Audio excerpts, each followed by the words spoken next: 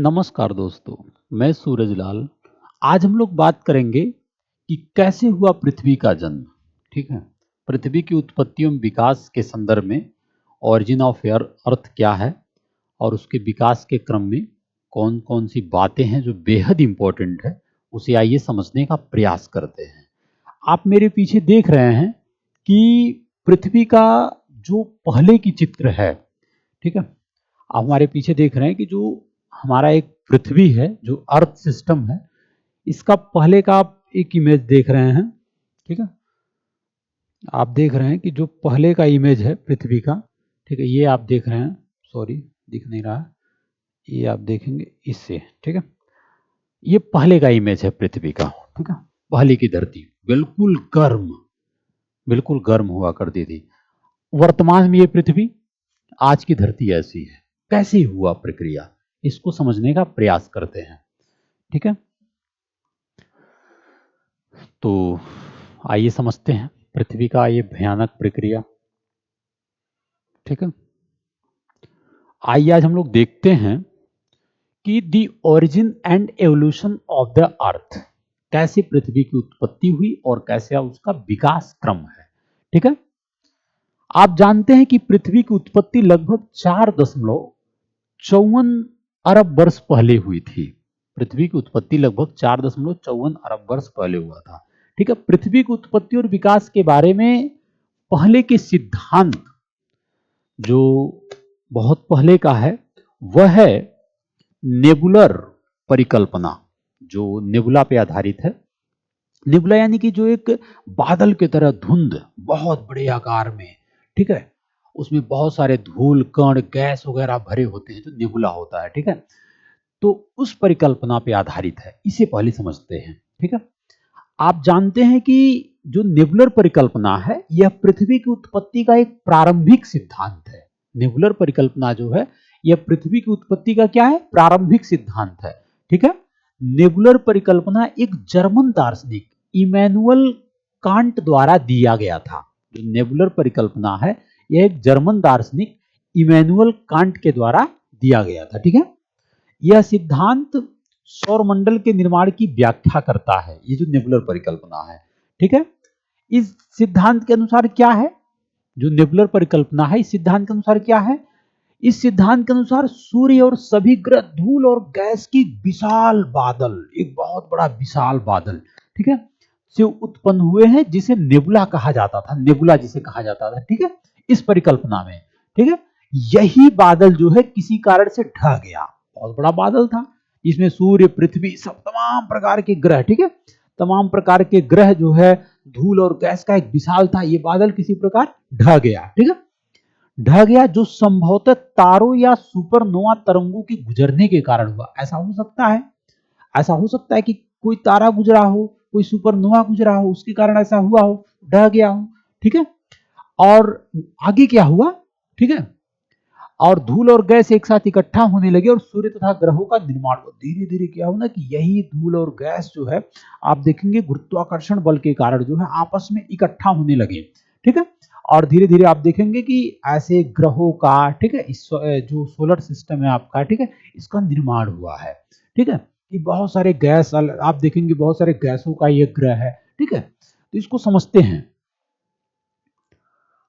ये देख रहे हैं नेबुला, ठीक है, ये ऐसे हुआ होगा, नेबुला में जो है ढह गया होगा। ठीक है, ये आप देख रहे हैं। ठीक है, ये नेबुला से संबंधित है। इसके बाद जो वर्तमान में प्रचलित थ्योरी है, जो बेहद इंपॉर्टेंट है, वह है कि बिग बैंग सिद्धांत। बिग बैंग थ्योरी जो है वर्तमान में प्रचलित है। क्या है, देखिए, बिग बैंग थ्योरी पृथ्वी की उत्पत्ति और विकास का एक आधुनिक सिद्धांत है। बिग बैंग थ्योरी जो है पृथ्वी की उत्पत्ति और विकास के लिए एक आधुनिक सिद्धांत है। ठीक है, एडविन हब्बल ने वर्ष 1920 में यह सिद्धांत प्रतिपादित किया था। एडविन हब्बल ने 1920 में यह सिद्धांत प्रतिपादित किया था। ठीक है, इसे विस्तारित ब्रह्मांड परिकल्पना के नाम से भी जाना जाता है। इसे जो है विस्तारित ब्रह्मांड परिकल्पना के नाम से भी जाना जाता है। ठीक है, इसमें कहा गया है कि ब्रह्मांड निरंतर विस्तारित हो रहा है। बिग बैंग सिद्धांत में क्या कहा गया है, कि ब्रह्मांड जो है वो निरंतर विस्तारित हो रहा है। ठीक है, देखिए इस सिद्धांत में क्या बताया गया है, ये इंपॉर्टेंट बात है। इस सिद्धांत के अनुसार ब्रह्मांड का सारा पदार्थ पृथ्वी के केंद्र में एकत्रित है। ठीक है, इस बिग बैंग सिद्धांत के अनुसार, कि इस सिद्धांत के अनुसार ब्रह्मांड का सारा पदार्थ जो है, ठीक है, ऐसे एक मतलब एक केंद्र रहा होगा, उस केंद्र में जो है निहित था। ठीक है, और यह एक छोटी सी जगह घेरता था और इसका तापमान और घनत्व बहुत अधिक था। अचानक क्या हुआ, ये एक केंद्र कोई रहा, ठीक है, उसमें जो है बिग बैंग सिद्धांत के अनुसार, तो उस केंद्र में आप देखेंगे कि जो केंद्र में एकत्रित है, ठीक है, सारा पदार्थ उसके केंद्र में एकत्रित है और यह एक छोटी सी जगह घेरता था, एक छोटी सी जगह घेरता था, और इसका जो तापमान था और घनत्व था वो बहुत अधिक था। ठीक है, लगभग 13.7 अरब वर्ष पहले एक बड़ा विस्फोट हुआ इसमें। इससे जो आप देख रहे हैं ना, ये जो ब्रह्मांड में सौरमंडल तमाम प्रकार के, इससे इसका निर्माण हुआ, विस्फोट के बाद निर्माण हुआ। ये बिग बैंग सिद्धांत बताता है। ठीक है, बिग बैंग थ्योरी ये बताता है। आप देखेंगे कि बिग बैंग सिद्धांत में के अनुसार ग्रह निर्माण के कुछ चरण बताए गए हैं। बिग बैंग सिद्धांत के अनुसार ग्रह निर्माण के 3 चरण बताए गए हैं। आप देखेंगे कि पहले चरण में क्या है, पहले चरण में हुआ था कि नेबुला में गैसों के बहुत ज्यादा, मैंने कहा ना कि एक बहुत बड़ा ढेर था नेबुला में, गैस धूल कण एक बादल की तरह। ठीक है, इसमें क्या हुआ, गुरुत्वाकर्षण बल ने कोर और कोर के चारों गैसों की डिस्क बनाई। गुरुत्वाकर्षण बल ने क्या किया कि कोर और कोर जो है, एक कोर और कोर के चारों ओर एक गैसों का क्या बनाया, डिस्क बनाया। ठीक है, दूसरे चरण में क्या हुआ कि पदार्थ जो है संघनित हो गया, संघनित, ठीक है, और छोटे छोटे गोलाकार के पिंडों का निर्माण हुआ, जिन्हें प्लेनेटिसिमल्स कहा गया। ठीक है, तीसरे चरण में देखेंगे तो ग्रहों के छोटे छोटे टुकड़ों ने पिंडों का निर्माण किया, जिन्हें अनंत ग्रह कहा गया है। ठीक है, ऐसे निर्माण हुआ 3 चरण में। ठीक है, ये बात इंपॉर्टेंट है, ये आप देख रहे हैं। ठीक है, कैसे जो है ये आपस में होकर के, अलग होकर के कैसे ग्रहों का निर्माण हुआ है, इमेज के माध्यम से आप समझ सकते हैं। ठीक है, ऑरिजिन ऑफ द प्लैनेट्स, कैसे ग्रहों का निर्माण हुआ, इस प्रकार वहां से विस्फोट होने के बाद छोटे छोटे जो है ग्रहों का निर्माण हुआ। ठीक, अब हम लोग बात करते हैं पृथ्वी की विकास के बारे में, बहुत इंपॉर्टेंट है ये। देखिए पृथ्वी का विकास, अपने अर्थ के सिस्टम के बारे में बात कर रहे हैं। पृथ्वी, देखिए शुरुआत में पृथ्वी बहुत गर्म थी। मैंने आपको दिखा ना चित्र, बहुत गर्म थी शुरुआत में, मैंने आपको चित्र दिखाया, ये देखिए आप चित्र, बिल्कुल बहुत गर्म थी, ये मैंने आपको चित्र दिखाया, ये आप देखिए। ठीक है, ये भयानक चित्र करोड़ों साल पहले आप देख रहे हो, खूब ज्यादा गर्म। ठीक है, खूब ज्यादा गर्म। ठीक है, अब वर्तमान में आपको दिखाया मैंने। ठीक है, अब आगे बढ़ते हैं।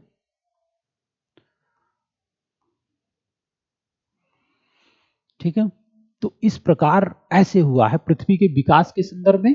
ठीक है, बात यह है इंपॉर्टेंट। तो पृथ्वी बहुत गर्म थी, यह चट्टानी और बंजर थी, बिल्कुल चट्टान और बंजर की तरह। ठीक है, पृथ्वी का वायुमंडल हाइड्रोजन और हीलियम से बना है। उस समय बाद स्थल मंडल, वायुमंडल और जलमंडल का भी निर्माण हुआ। वर्तमान में जो आप देख रहे हैं ये बहुत समय के बाद निर्माण हुआ है। ठीक है, एक क्रम रहा है इसमें। वातावरण कैसे विकसित हुआ, देखिए वायुमंडल की वर्तमान स्थिति जो है, जो हमारे एटमॉस्फेयर का निर्माण हुआ है, वातावरण जो एक हुआ है, वायुमंडल हमारी पृथ्वी पर, वो कैसे हुआ है, उसमें आप देखेंगे कि प्रथम चरण में जैसे कि सौर हवाओं ने क्या किया, ठीक है, हाइड्रोजन और हीलियम जैसी गैसों को उड़ा दिया, बिल्कुल। ठीक है, उड़ा दिया। फिर दूसरे चरण में आप देखेंगे कि पृथ्वी का अंदरूनी भाग बहुत गर्म था। जब दूसरा स्टेप देखेंगे तो पृथ्वी का जो भाग है ना, अंदरूनी भाग, वो बहुत गर्म था। जैसे जैसे ये ठंडा होने लगा, जलवाष्प और कार्बन डाइऑक्साइड, नाइट्रोजन, मीथेन और अमोनिया जैसी गैसें पृथ्वी के अंदरूनी भाग से बाहर निकलने लगी। जलवाष्प हो गया, मीथेन हो गया, कार्बन डाइऑक्साइड हो गया, ठीक है, बाहर निकलने लगी और वायुमंडल का धीरे धीरे निर्माण हुआ। ठीक है, अच्छा इस चरण में क्या है कि वायुमंडल में ऑक्सीजन था लेकिन बहुत कम था।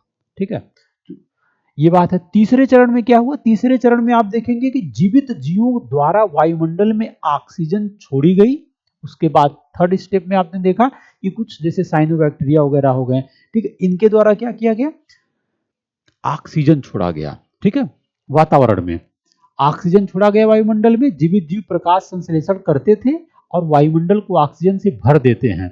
वायुमंडल में कार्बन डाइऑक्साइड की मात्रा कम हो गई और संघनन हुआ। इस प्रकार जो है ये विकास है, पृथ्वी का एक विकास है, ठीक है।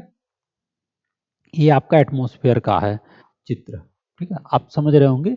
एटमॉस्फेयर जैसे ये आपका जो है देखेंगे ट्रोपोस्फेयर, क्षोभ मंडल, फिर स्ट्रेटोस्फेयर समताप मंडल, ठीक है, मध्य मंडल, ठीक है, ये तापमान मंडल है, फिर ये वायुमंडल है, ठीक है। ऐसे ये जो आपका एटमॉस्फेयर है वायुमंडल है, ठीक है, वर्तमान में।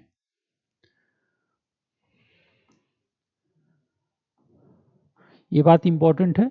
अगर मैं बात करूं पृथ्वी पर जीवन की उत्पत्ति, जो थर्ड स्टेप हमने एटमॉस्फेयर का बताया ना कि साइनोबैक्टीरिया जैसे जीव जो है, साइनोबैक्टीरिया जैसे जीव जो है उन्होंने निर्माण किया, तो पृथ्वी पर जीवन की उत्पत्ति के संदर्भ में पृथ्वी पर अस्तित्व का पहला जीवित रूप, ठीक है, जिसकी तिथि लगभग 3.22 बिलियन वर्ष है। और आप देखेंगे कि नीला हरी शैवाल जो है जैसे साइनोबैक्टीरिया है, इस जीवाणु का अस्तित्व पश्चिमी ऑस्ट्रेलिया में लगभग 3500 मिलियन वर्ष पुरानी है, ठीक है, जो चट्टानों में पाए जाने वाले जीवाश्म से सिद्ध होता है, ठीक है। तो इन्हीं लोग के द्वारा जो साइनोबैक्टीरिया है, ठीक है, इसको मैं समझाता हूं आपको।